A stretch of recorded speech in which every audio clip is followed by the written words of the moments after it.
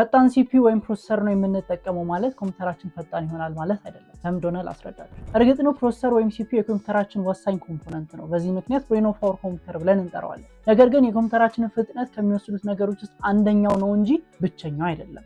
ከሲፒዩ ውጪ የኮምፒውተራችንን ፍጥነት ከሚወስኑ ነገሮች መካከል አንደኛው ራም ነው። እንዴት ካላችሁ ለምሳሌ ስራ የምንሰራበትን ጠረጴዛ ብንወስድ የጠረጴዛው ስፋት ትንሽ ቢሆንና በዛ ጠረጴዛው ላይ ብዙ የምንሰራ ከሆነ ኤንቫይሮንመንቱ ክለተርድ ይሆናል ማለትም ይጨናነቃል። ስለዚህ ስራችንን ኢፌክቲቭሊ ላንሰራ እንችላለን። ነገር ግን ጠረጴዛችን ሰፊ ከሆነና ለስራችን የምንጠቀማቸውን ነገሮች በስርዓት ኦርጋናይዝ ማድረግ የምንችል ከሆነ የስራችን አውትፑት ይጨምራል። ስለዚህ ኢፌክቲቭ የሆነ ስራ መስራት እንችላለን ማለት ነው። ወደ ራም ስንመጣም ይሄ ኮንሰፕት ይሰራል። የራም ስፔሳችን ትንሽ ከሆነ ቴምፖራሪ ስቶር የምናደርጋቸው ዳታዎች ትንሽ ስለሚሆኑ ሲፒዩአችን ራም ላይ ስቶር ከተደረጉ ዳታዎች ውጭ አክሰስ ማድረግ ቢፈልግ ቀጥታ ወደ ስቶሬጅ ዲቫይሳችን ነው የሚሄደው። ይሄ ደግሞ የሲፒዩን ፕሮሰሲንግ ታይም ይጨምረዋል። ነገር ግን የራም ስፔሳችን ተለቅ ያለ ከሆነ በዛ ያሉ ቴምፖራሪ ዳታዎችን ስቶር ማድረግ ስለምንችል የሲፒዩአችንን ፕሮሰሲንግ ታይም ይቀንስልናል። ስለዚህ ፈጣን የሆነ አውትፑት ከሲፒዩአችን ማግኘት እንችላለን ማለት ነው። ሁለተኛው ደግሞ ስቶሬጅ ዲቫይሳችን ነው። ቅድም እንዳልኳችሁ በቂ የሆኑ ቴምፖራሪ ዳታዎች ራም ላይ ካልተቀመጡ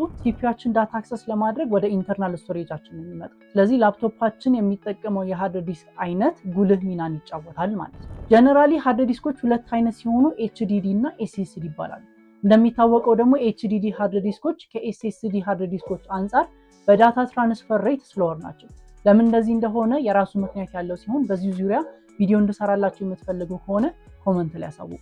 ወደ ሐሳቤ ስመለስ ግን ኮምፒውተራችን የሚጠቀመው ኤችዲዲ ሃርድ ዲስክ ከሆነ ዳታ ትራንስፈር ሬቱ ስሎ ስለሚሆን ሲፒዩ የሚፈልገው ዳታ ቶሎ አይደርሰውም ማለት ነው። በአንጻሩ ደግሞ ኤስኤስዲ ከሆነ ዳታ ትራንስፈር ሬቱ ፋስተር ስለሚሆን ሲፒዩአችን ቶሎ የሚፈልገውን ዳታ ያገኛል ማለት ነው። ይሄ ደግሞ ሲፒዩአችን ፈጣን የሆነ ፕሮሰሲንግ ታይም እንዲኖረው ያደርጋል።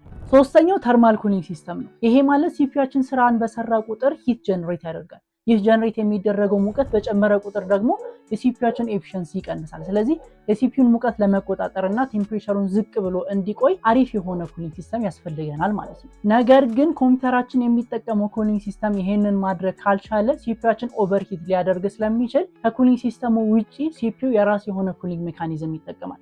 ይሄም ተርማል ትሮትሊንግ ሲባል የሚሰራው እንዴት ነው ካለን ለመቀዝቀዝ ሲል ሲፒዩ ፕሮሰስ እያደረገበት ያለውን ፍጥነት ይቀንሳል። ስለዚህ ጀነሬት የሚደረገው ሙቀት ስለሚቀንስ ቶሎ እንዲቀዘቅዝ ያስችለዋል ማለት ነው። ይሄም የኮምፒውተራችንን ፍጥነት እንዲቀንስ ያደርገዋል። በዚሁ ኮምፒውተር ለመግዛት ያሰባችሁና ምን አይነት ሲፒዩ ያስፈልገኛል ብላችሁ ግራ የገባችሁ ካላችሁ ወይም ደግሞ ስለ ፕሮሰሰሮች ማወቅ የምትፈልጉ ካላችሁ ዩቲዩብ ቻናሌ ላይ ስለ ኢንቴል ፕሮሰሰሮች የሰራሁላችሁ ዲቴል የሆነ ቪዲዮ አለ። እርሱ ማየታችሁ እንዳትረሱ። ሊንኩን ደግሞ ባዮ ላይ ማግኘት ትችላላችሁ።